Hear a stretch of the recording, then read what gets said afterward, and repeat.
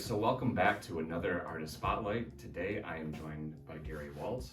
Gary, how you doing? Oh, just dandy this morning. Yeah? Yeah. So, Gary is the reason why you're here is really because you play classical guitar. Yes. Not a lot of people play classical guitar in this area. No. And, the last time I saw you, you were playing at North Country Arts Council Yeah.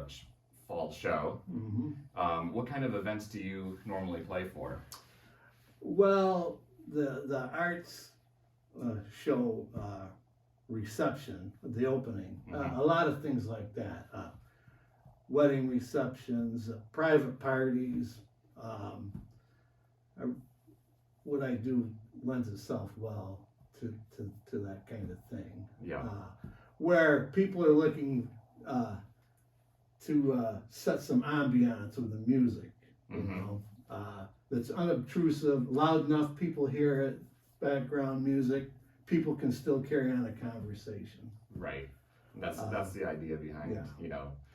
And you, talking about a little bit about the classical guitar. Well, first of all, I want to talk about you in general.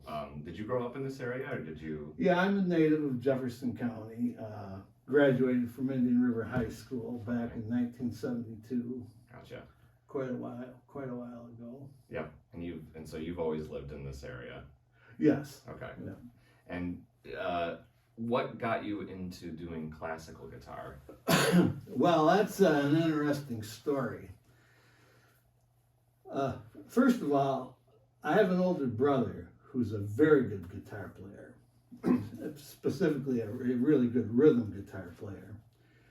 A lot of people might know him from hosting a radio show, the morning radio show in Watertown for a number of years.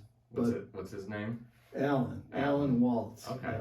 Al Walts. And that was on WTNY radio, the morning. Anyway, he started playing guitar when he was probably about 12, 13. Right.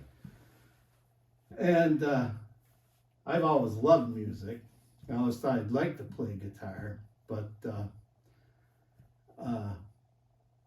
anyway, around 1979, I still had never played guitar. I was 25 years old. I borrowed one of my brother's guitars. He gave me and he moved to Florida. He gave me one of his acoustic guitars because I was going to take some lessons and try to learn how to play. Yeah. So I put it in the back of my car, in the back seat, and I never took it out of that car for an entire year. I never even took it out of its case. Wow. Through the hot summer sun, the 20 below zero winter weather, that guitar just sat in the back seat of my car. Yep. And miraculously, when I eventually, a year later, got it out, because I sold the car, the guitar was pretty much unscathed. And I got, well, it's about time I learned to play this thing. Was it still functional after the cold and the heat and everything? Yeah, Okay. it's miraculous. I can't believe it. It was an inexpensive guitar, but yeah, it was still very playable. Anyway, through the grapevine, I learned that Ron Satchie, a lot of people locally know the Satchie name from Frank Satchie's big band. This is one of Frank's sons. And through word of mouth, I contacted Ron. I have to back up a little bit.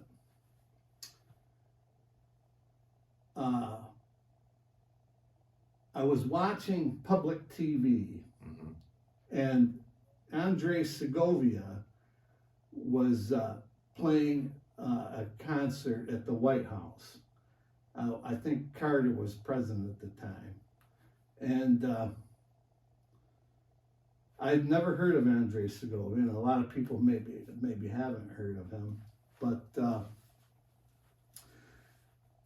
the MC comes out on public TV and he gives us the biography of Andre Segovia.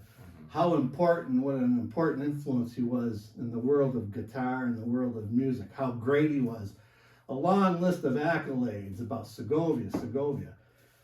I go, wow, I wonder who the heck this guy is. And he looks like a very old man. And I'm thinking,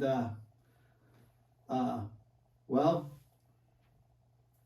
the show ensues. He starts playing his program for the president and everybody else that was there.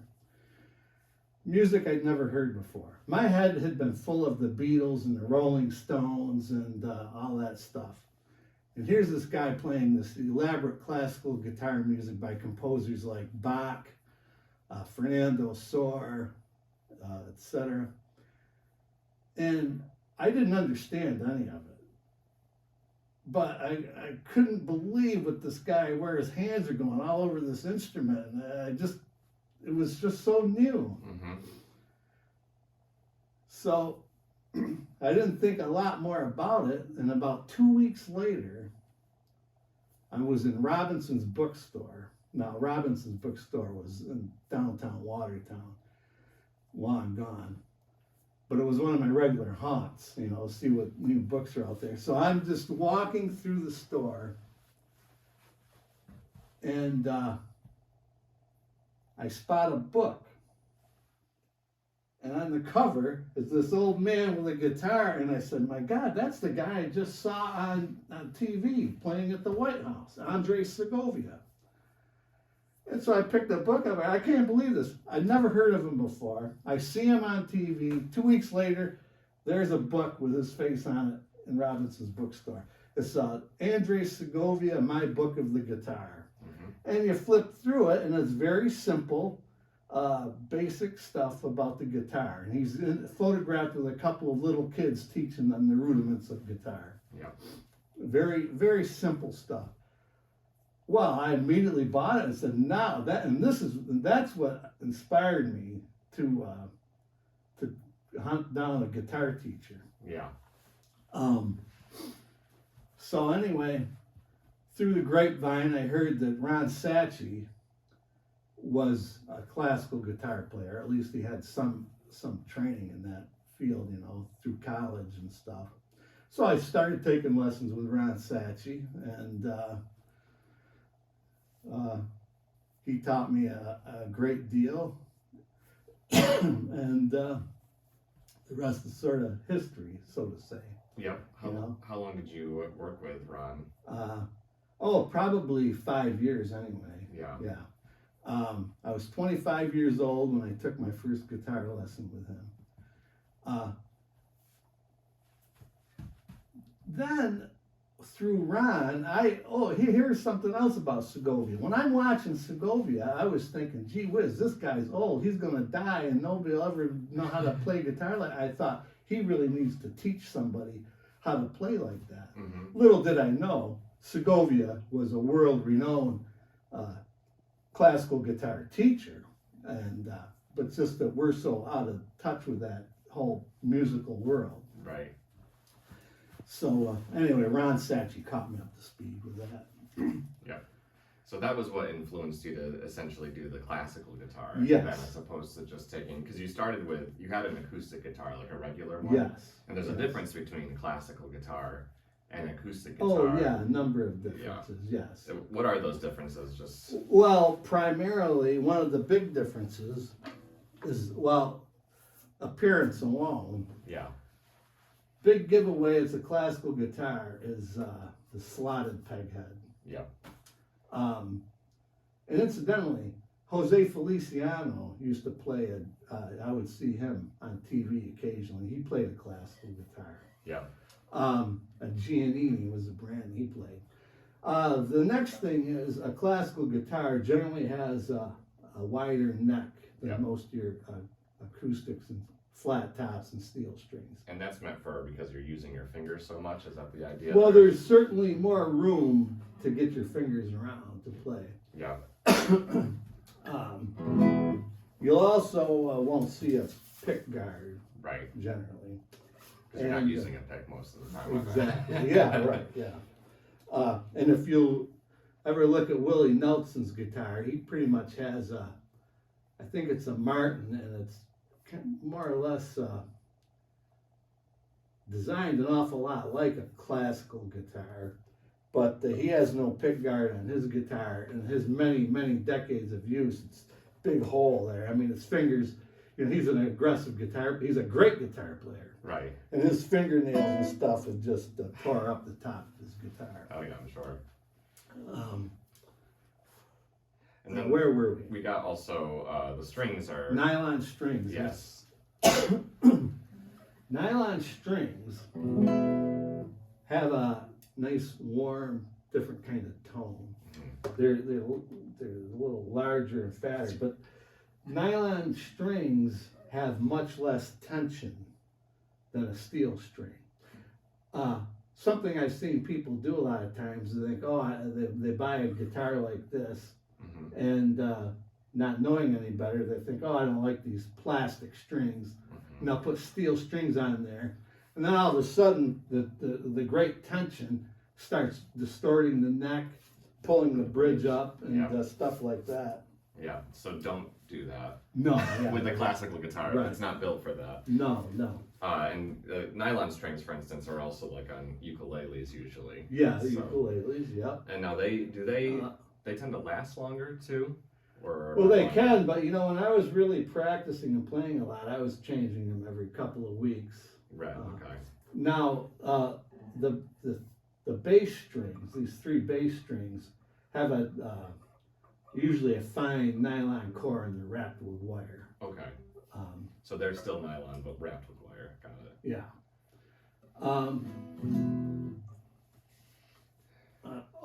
Incidentally, Andre Segovia is responsible for nylon strings. That's another one of his achievements in the music world. Really? Yes. Prior to Segovia, and prior to World War II, most of these guitars were strung with gut strings, which is actual, I don't know if it really came from cats, but they call it cat gut strings.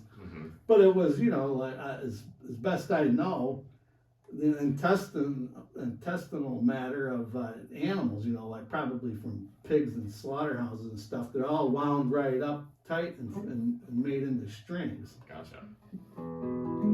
So Segovia went to DuPont sometime around World War II or before that, perhaps. I forget all the dates.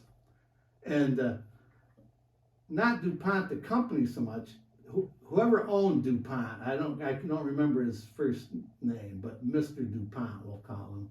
Segovia went right to him and said, "Hey, nylon, why don't you try making some strings out of nylon so I can test them out and see how they work?" And so, at Segovia's urging, he transformed the guitar world with the introduction of nylon strings by DuPont. That's just one of Segovia's many achievements. That's amazing. Yeah. So I want to talk a little bit too about, because it's not just, classical guitar that you do as essentially an artist, right? You're also a photographer. Oh, yes. And I've been on Facebook a lot lately, but back in the day when I was on, you were posting some pretty awesome photos of nature that you usually come around about. Yep. Are you still doing that, I assume? Oh, yeah. It's funny. I haven't been keeping up my Facebook presence as much as I used to either. No particular reason. It's just that I've been very busy and just slowly kind of drifted away. I miss a couple of days here and there, and maybe you've noticed, but the less I go to Facebook, the larger my absence is between going back to Facebook. Yeah. I do think Facebook's a wonderful thing, and but yeah, it's a good community source.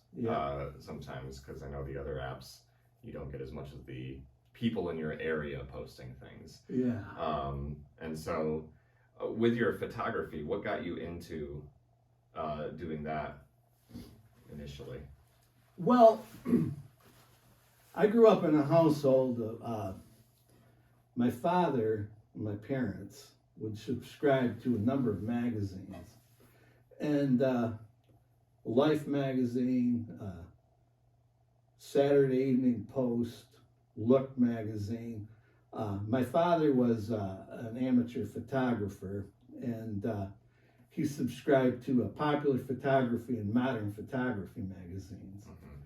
So, for whatever reason, I don't know why, but I loved looking at the pictures in all these magazines, and in the photography magazines, in particular, you would see some spectacular, maybe photojournalism, wildlife photography, great scenics, winter scenics, sports photography, animal photography. But in a photography magazine, they're displaying really great work by great photographers. Mm-hmm. And my dad would take pictures of all the family events, Christmas, birthdays, all that stuff, you know, a road trip somewhere. And he shot slides, so then he would, and had a projector, and then when he got his slides back, we'd all gather in the living room and he'd project his slides on the screen in the living room. You know, it was great fun to see the pictures he took of the family. Mm-hmm. But I always wondered, why do his pictures look like they do, and they're not anywhere near as good as what's in the magazines? Right. I wanted to get to the bottom of it. As a little kid, you know, I'm you know, 7, 8, 10 years old, and just wanted to find out why his pictures didn't look like magazine pictures. So that was the thing. Yeah.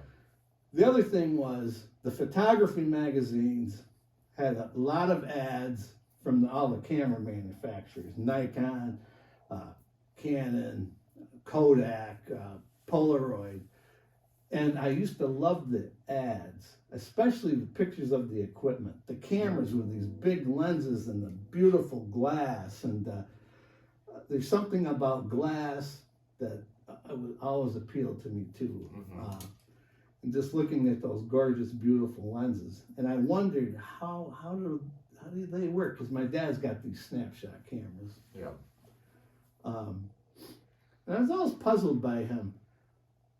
He's reading these magazines and stuff. I wonder why he doesn't own a much nicer camera, you know, with interchangeable lenses and all that. Yeah. You know, I never did ever find that out. Probably just trying to be simple, right? Just getting the picture. Yeah, probably. Yeah. Anyhow, so I was fascinated with photography as a kid. And I couldn't wait till I got into high school. Indian River High School had a photography program. You weren't allowed in it until 11th grade. You could take photography in 11th and 12th grade. So I just couldn't wait to get into that class. And that was taught at Indian River by Bill Geller. And he was a great guy, a great teacher. He headed up the art department there. Yeah. Him and Tracy, forget Tracy's last name.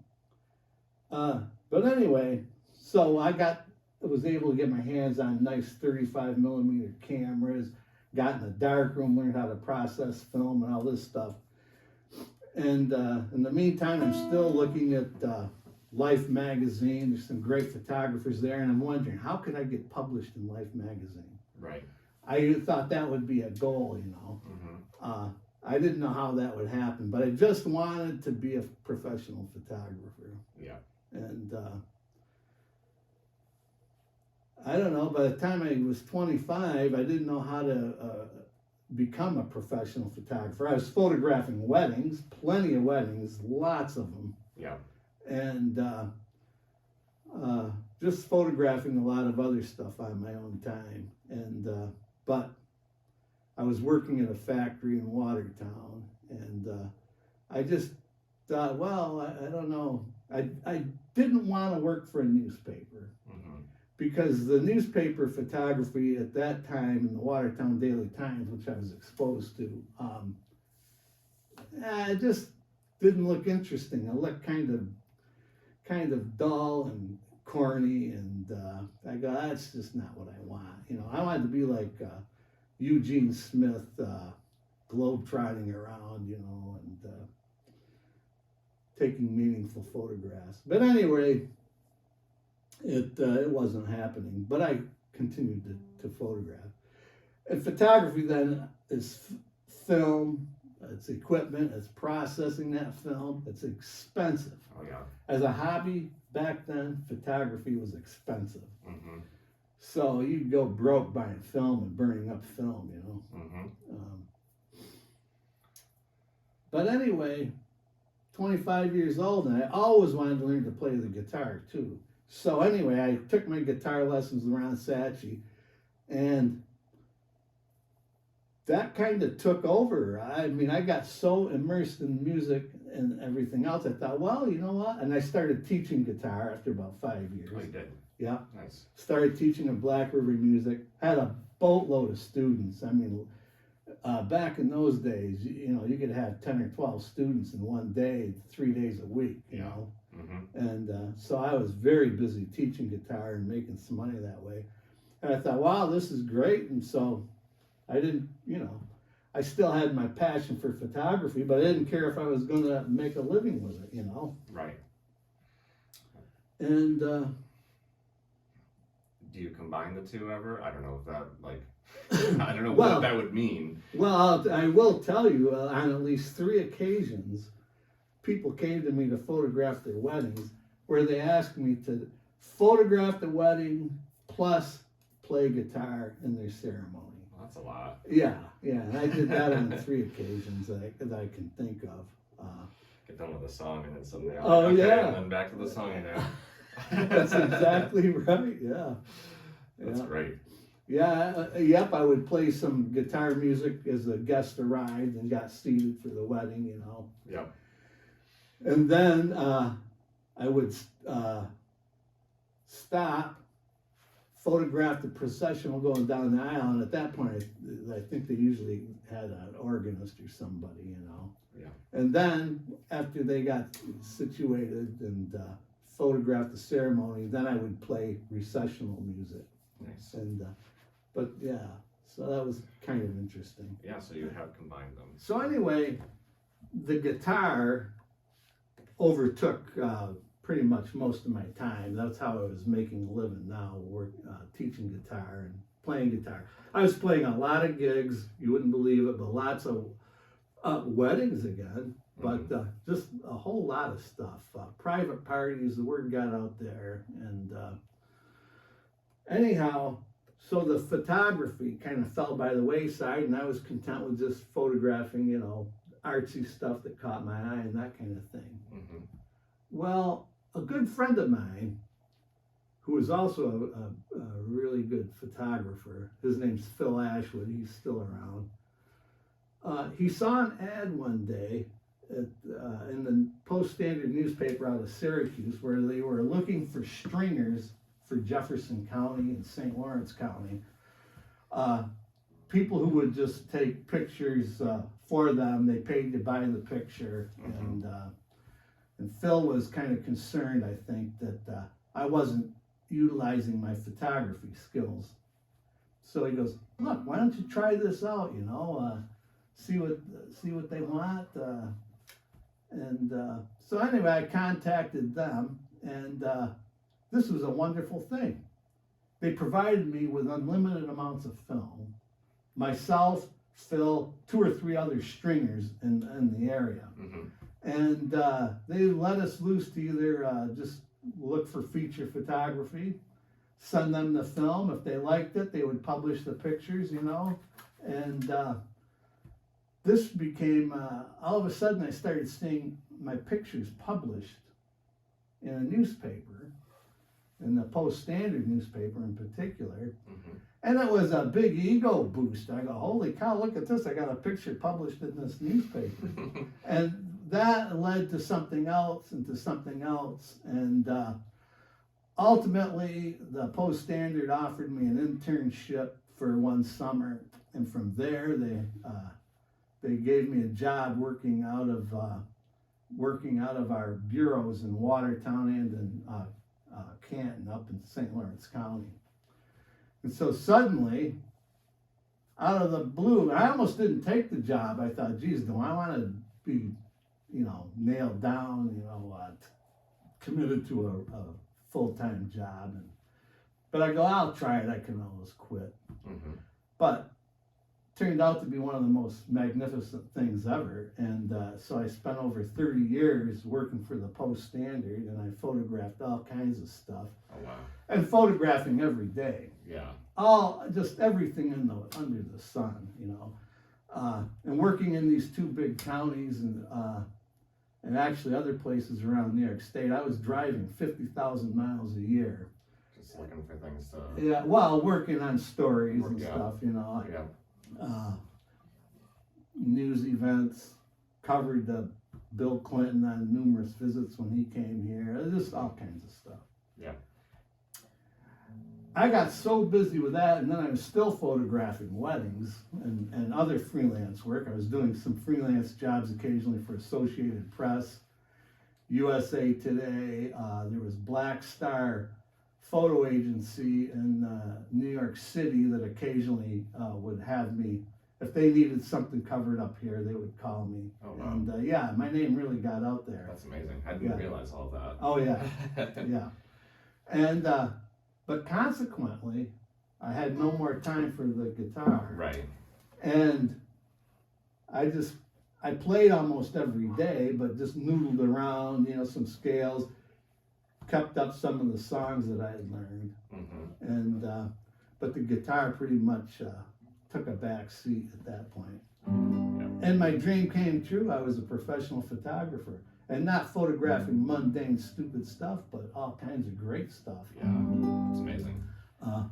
Ultimately, I ended up getting published on 2 occasions in Life magazine. Oh, really? Yeah.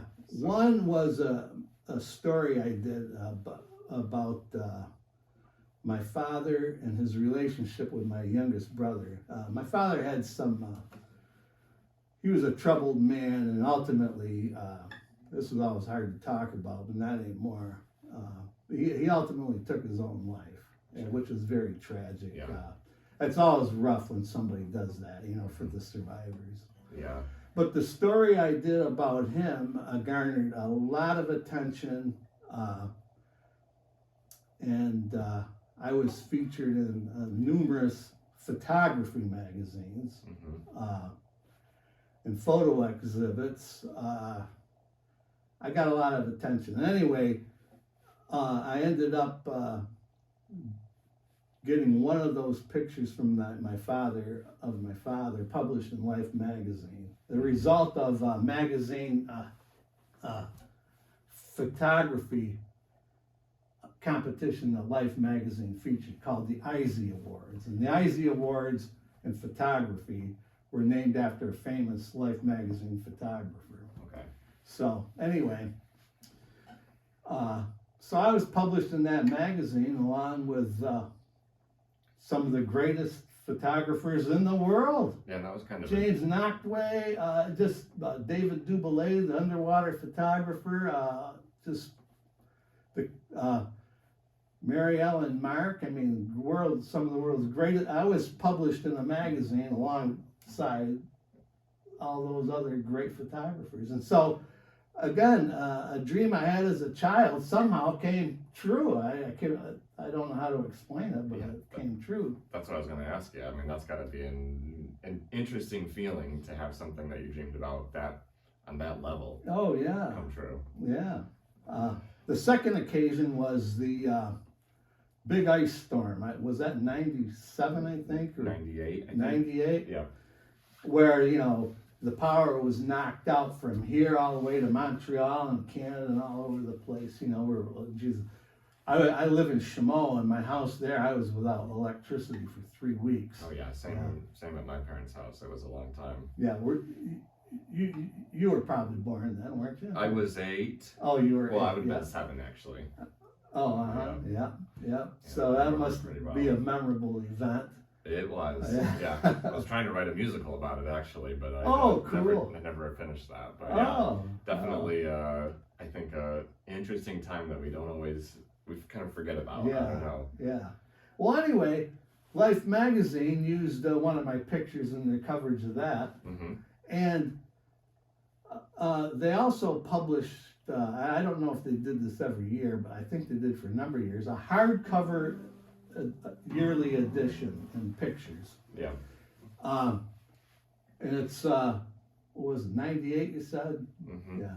Anyway, hardcover edition, the year in pictures, and I was in that special, picture of the ice storm, the second picture in the book, double truck they call it, spread across 2 pages. I should have brought that in, I never thought of it. Wow, no, that's amazing though. Yeah. Yeah. I'd love to see those pictures at some point. Yeah. So, so that was pretty spectacular right there too. Yeah. And Great. so anyway, well, so near, about, like I say, I worked for the Post at least 32 years, and things started changing, from film, which I loved, shifting into digital, and then the whole industry began to change, and there was around 2000, the economy went in the tank for a while, and they cut back a lot of people's hours, expense accounts, all kinds of stuff. Mm-hmm. Suddenly, the writing's on the wall that the photographic world, working for a newspaper, is changing, and it's changing fast. Right. We had a staff of almost 30 photographers. Mm-hmm. The company slashed a lot of those positions, and then they turned some of them into part-time positions. Mm-hmm. So and I thought to myself, well, if one thing, I'm going to have maybe more time on my hands. Mm-hmm. Might be a time to get back to the guitar, because, I had gotten so rusty, I had no repertoire left or anything else. So at about age 55 or so, I started carefully, not just playing my guitar, fooling around. I started relearning my repertoire. Yeah. And started teaching again. Gotcha. And now, by the time I retired from that job, I was ready to, get out there and play this instrument some more.